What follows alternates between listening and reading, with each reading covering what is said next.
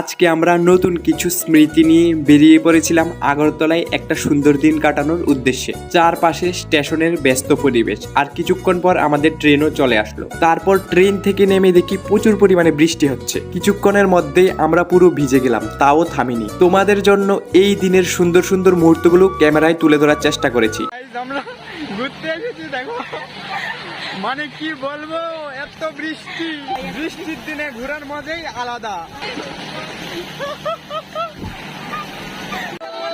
সবার হাল এক সময় স্টেশনের ভিতরের ঘরে ঢুকে পড়লাম, সেখানেও প্রচুর ভিড়।